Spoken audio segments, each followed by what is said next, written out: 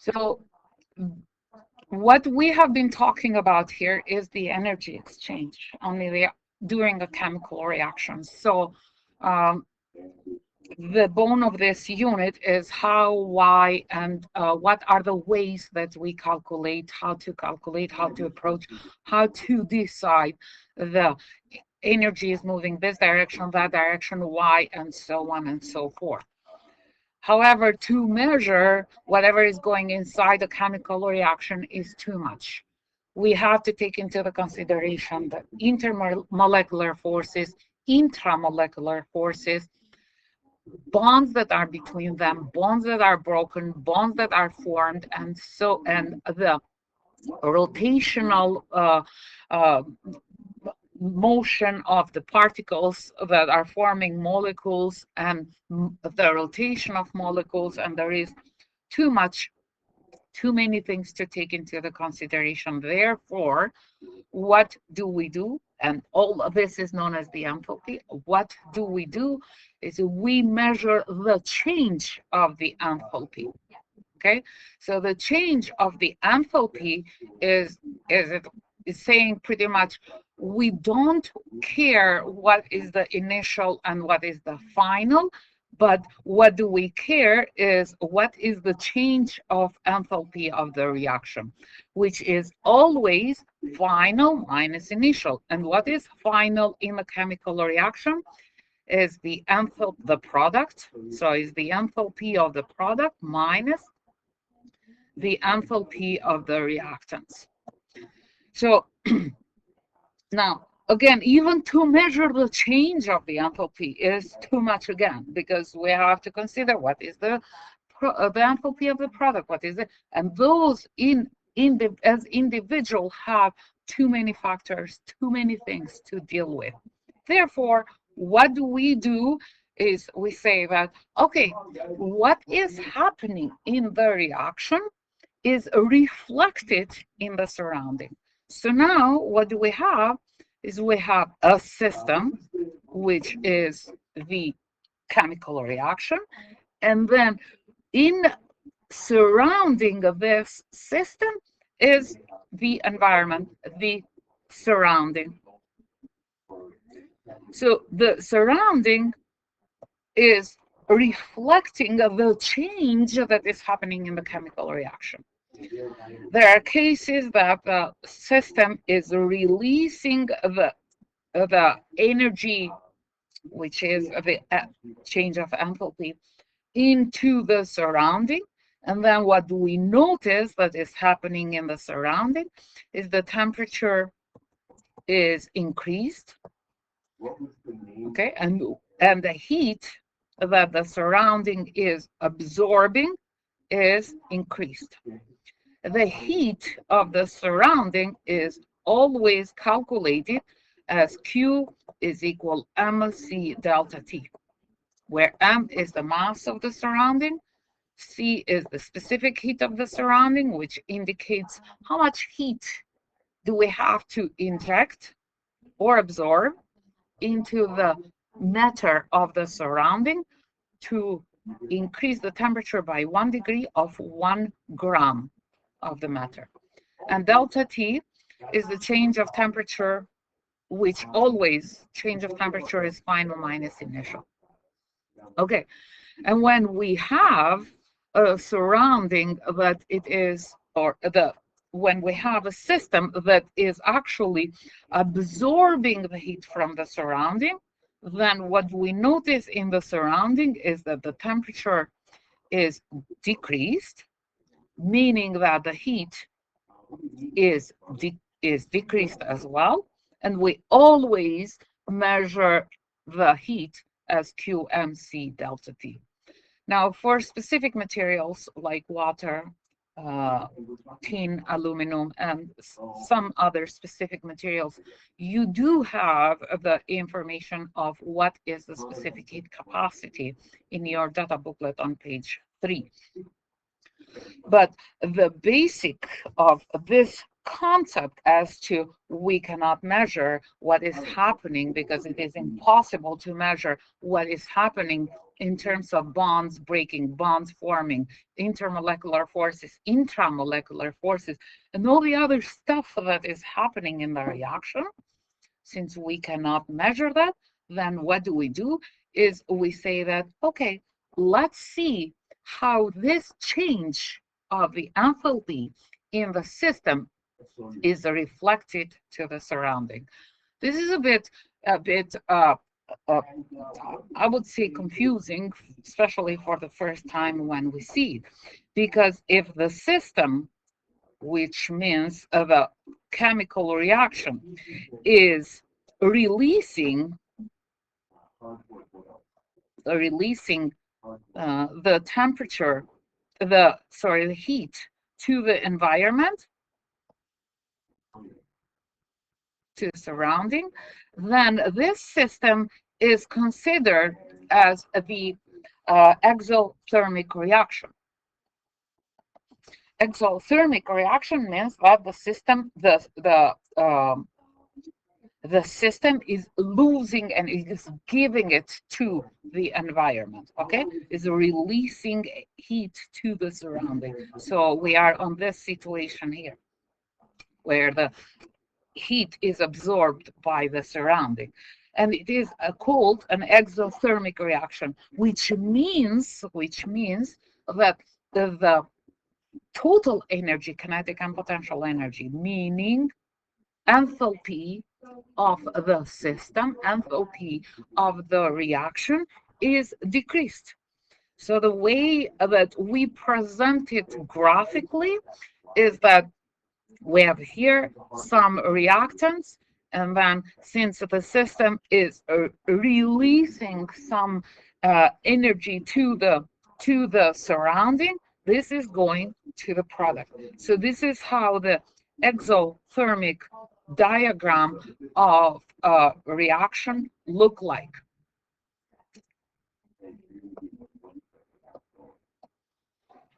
And when we have the situation that the system is absorbing the system is absorbing heat from the surrounding, what do we notice in the surrounding is that the heat of the surrounding, the temperature of the surrounding, because heat and temperature are direct proportion of each other. If the heat is increased, then temperature is increased. Not are proportional, not direct proportional, are proportional. If the heat is increased, temperature is increased. If the heat is decreased, temperature is decreased.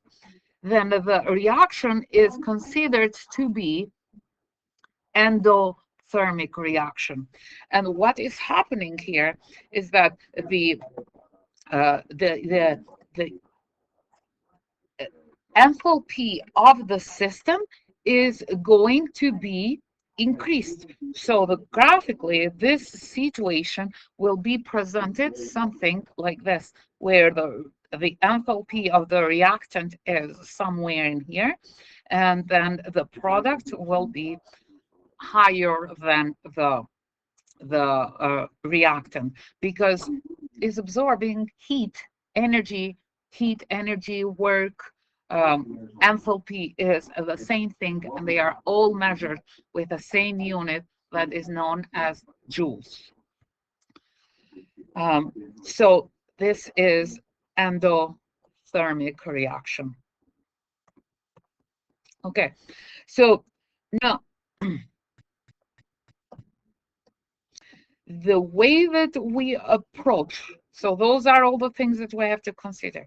The way that we approach the calculations of calorimetry, the bone of it, the most important thing of it, is that we are saying that in an isolated system, and an isolated system is a system where mass is not matter, is not changing. Mass is not changing. Okay, keep in mind Then we have, let's do a review of the type of system. So we have an open system when mass and energy is flowing everywhere, is changing everywhere. We have an isolated system where energy is moving, but matter is not changing. And then we have a closed system where the matter and energy is not changing. So the conservation law of energy is saying in an isolated system, the energy is not created, is not destroyed, however, is transformed from one form to the other.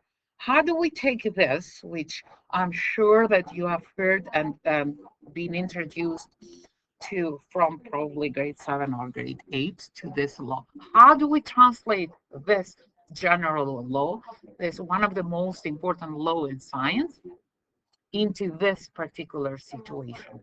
So we say this, that the energy in a calorimetry is not destroyed, is not created, but it is transformed from one form to the other. So conservation law of energy is said like this, is translated like this. Then mathematically, this means that the energy that is lost is equal to the energy that is gained.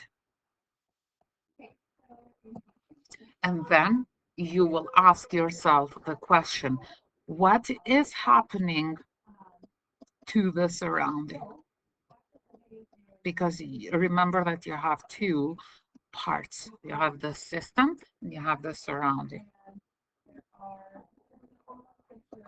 Is the temperature increased or decreased? And then you will place it Q based on the conservation law of energy. You would say that Q, that either is absorbed or it is released, is equal to the change of enthalpy of the reaction. So change delta, R reaction, H enthalpy. Okay. If the reaction is formation, then we say F. If the reaction is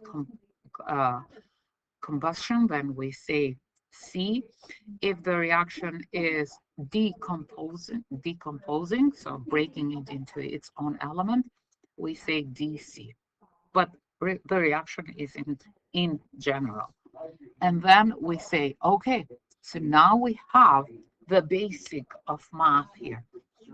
Then we say, always the heat is calculated as mc delta T, where m is the mass of the surrounding, c is the specific heat of the matter that surrounding is composed, and then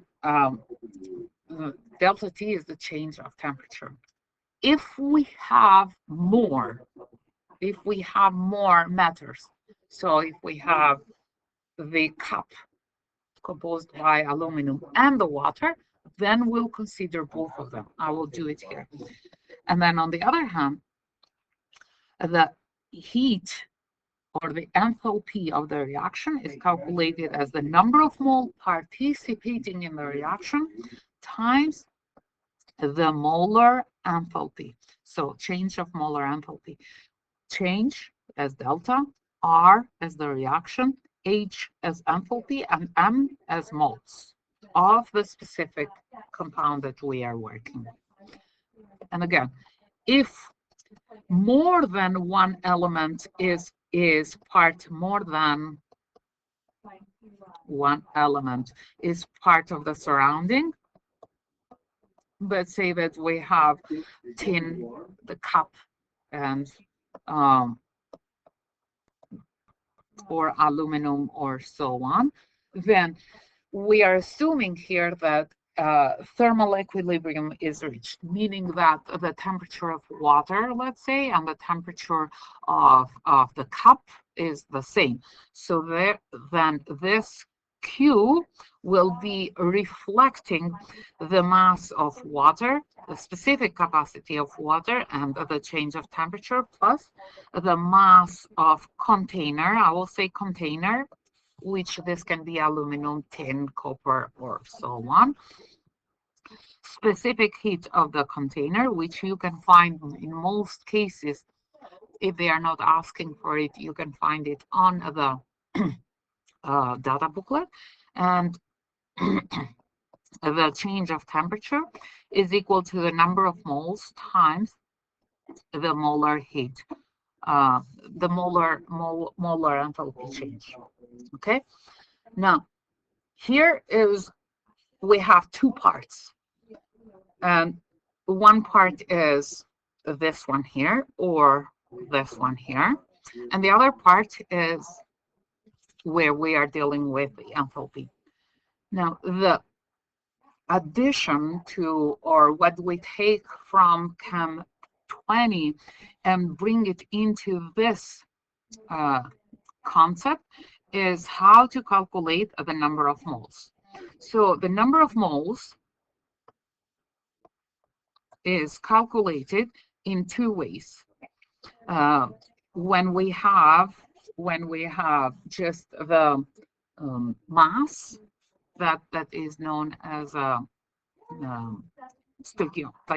we'll do stoic, but stoichiometry when we have mass. And then on this case, what do we do is, let's say A here. What do we do is we calculate the molar mass of the compound,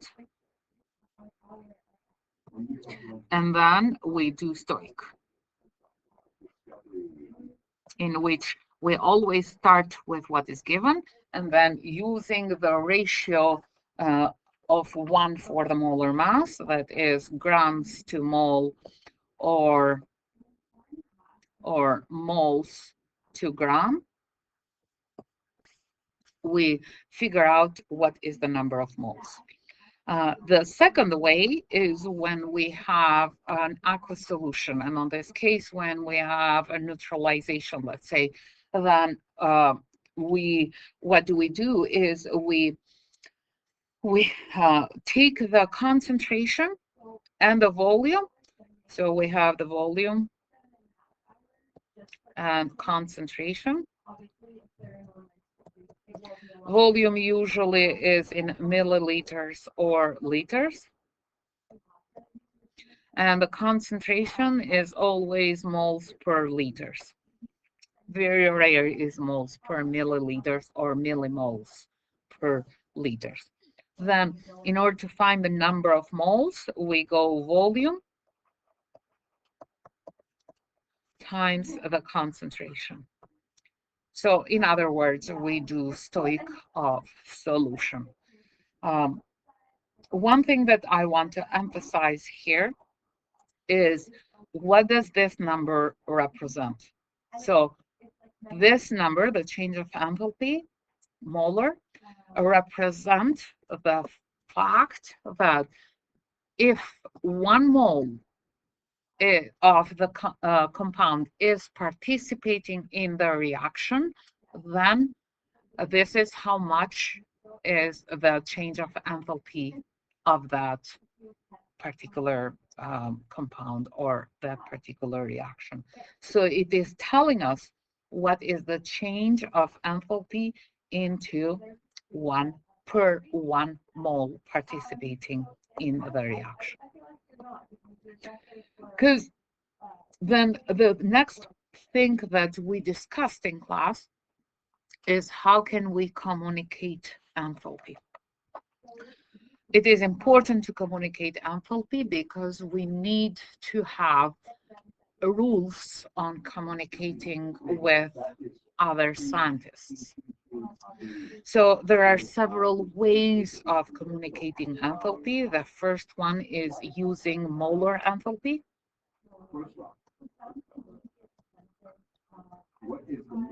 So it's the molar enthalpy of the reaction.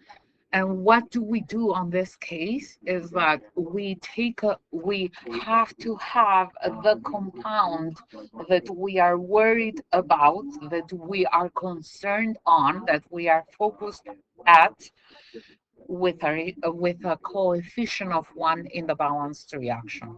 So we write the reaction, And then if we have to express the molar enthalpy of, let's say, formation, then the compound has to be with a coefficient of 1 in the balanced reaction.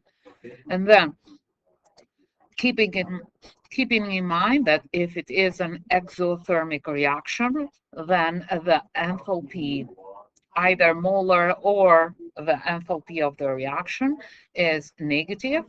And if it is an endothermic reaction, then the molar enthalpy or the enthalpy of the reaction is positive. And when it is positive, sometimes or very often, we do not even state it as the positive sign.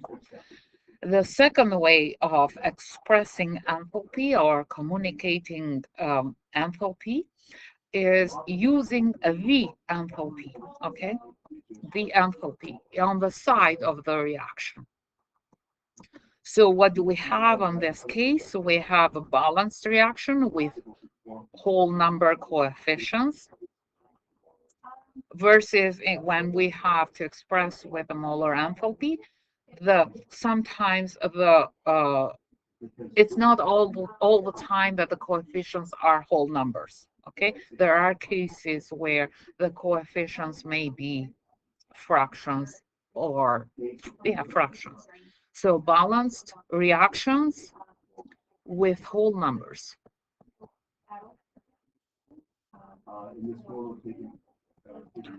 Then we have the enthalpy on the side, and again, the enthalpy of the reaction for exo is negative, and for endo is positive.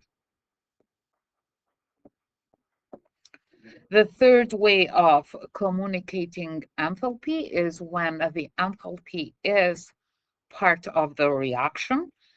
So part of reaction. So it's one of the compound of the reaction. And now we will go back to the basic and say exo means that it is giving, meaning that it is going into the product. So when we have an exothermic reaction, we will have the enthalpy of the reaction on product side.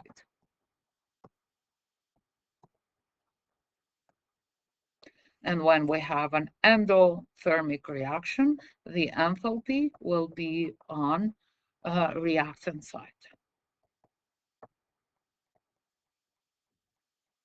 Always with plus, but will be on, will change the side. If it is an exo, then will be on the product. And think about it, it is giving to the environment, meaning that the reactants are giving the energy away to where? Products. The fourth way is using the potential diagram. So when we have the potential diagram, as we said, even at the prior to this, we have a reactant here and products here.